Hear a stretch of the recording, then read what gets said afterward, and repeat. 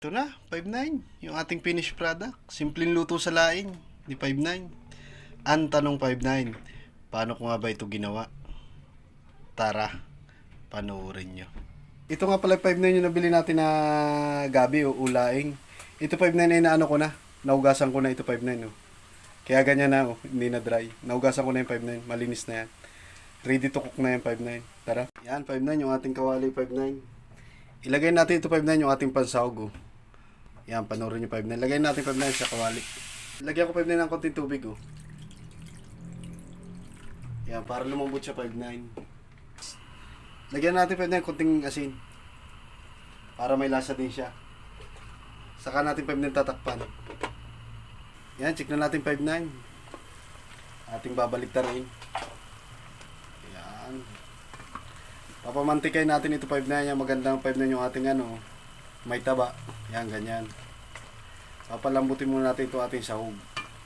At pamamantikay natin. Pag nagmantika na yung 5-9, yan. Ating igigisa na. Yan, patuloy natin 5-9, paigahin. Takpan na uli natin 5-9. Ito na 5-9. Naigay ka na. Ayan. Mamantika na 5-9. Lagyan natin 5-9, kunti paminta. Para pampabisa. Ayun na, pag yun, tostado na ito.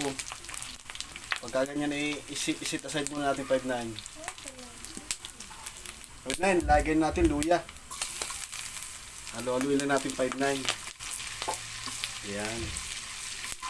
Yan, ang bango 5-9. 5-9, lagyan natin sibuyas.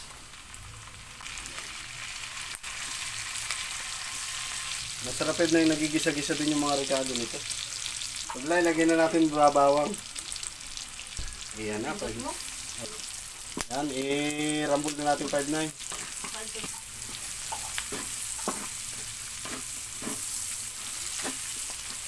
Ang bango 5-9, no?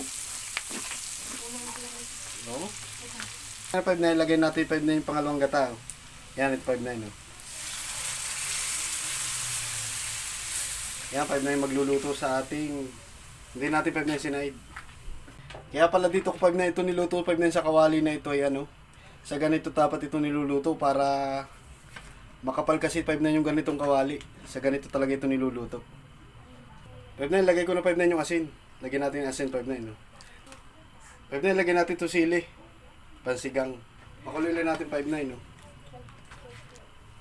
Ito na 5-9 yung gabi. Oh. Naugasan ko na yan. Ilagay natin 5-9.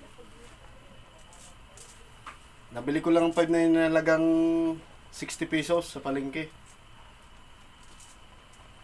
Napakamura, di ba? Yan, halo-halo lang natin 5-9.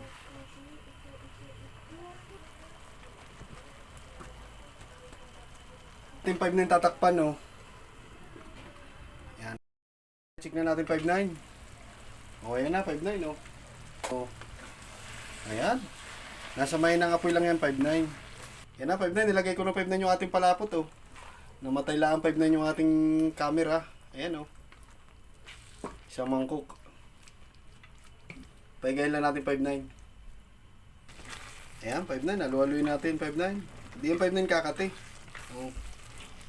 Ayay. Ganda na 5-9. Ito 5-9 ang sikreto dyan para kung sakali 5-9 kakati siya. Ito ang sikreto niya, no. Kunting asukal.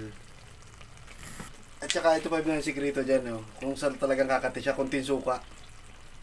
Yan. Huwag muna natin 5-9 na haluin.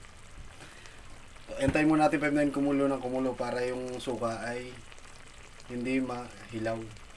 At nasa may ng apoy lang ito 5-9 na. Yan, haluin na natin 5-9. Pinin natin haluin. Ayan. Ayo. Buti 5-9 malambot yung laing o yung gabi. Aba. Ay talaga. 5-9 lagyan natin pagpagilas. Hindi naman yan 5-9 nangangang dyan. Ayan 5-9. Pwede natin hanguin yung 5-9 oh. Ayan oh. Nagmamantika-mantika na 5-9. Goods na yan 5-9 oh. Ayan. Ayan. Ay talagang nagmamantika na 5-9. Hanguin na natin. Goods na yan. Serve na. Yan, serve na natin 5-9. Oh. Yan, simple 5-9. Ang pagkakaluto sa laing. Oh. Ito na 5-9 yung ating finished product. Simpleng luto sa laing o sa gabi ni 5-9. Ay, ano pa inaantay natin 5-9? Tara, tikman natin yan. Yun, mga 5-9. Naluto naman yung ating laing. O gabi 5-9 yan. Napakasimple 5-9 lutuin, no? Ayan. Tara 5-9, kain tayo. Pero bago ang lahat, dasal muna tayo. Tara 5-9, tikman natin. Kung talagang quality ang luto ni 5-9. Tara 5-9, tikman natin yan. Oh, sarap 5-9, no? Tama-tama ito at may baho tayo. Tikman na natin yan. Oh.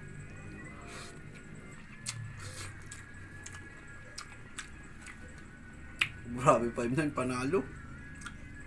Malinamnam na may kaunting manamis-namis ng konti. Balance yung lasa. Panalo. Sarap sa kanin 5-9. Andun talaga yung lasa 5-9 nung gabi. Unong laing natin, sarap. Lalo 5-9 mga Bicolano. Yung shoutout sa inyo sa mga Bicolano. Magagaling magluto yan sa mga gata. Sa mga pagdating sa gabi o sa laing. Shoutout sa inyo. Sili 5-9. Iya. Sabi sa Bicol 5-9, lalong sumiram. Perfect na perfect 5-9. Panalo. Sawag nga sa 5-9. Parang 5-9 si Gabi. The best.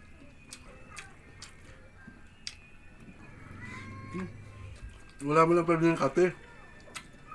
Kasi 5-9, huwag kayo maniniwala ng 5-9 sa pagkahinalo ang gabi. Kumakati, hindi. Yun lang talaga 5-9, lalagyan mo lang talaga ng suka. Tsaka yung 5-9 na kunting asukal. Best 5-9. So yun 5-9, natapos naman tayo 5-9 sa ating laing o sa gabi. So maraming salamat 5-9 sa inyong pagsuporta at sa patuloy na panonood sa akin mga ina-upload na video. At God bless sa inyo. Please follow, like, and share.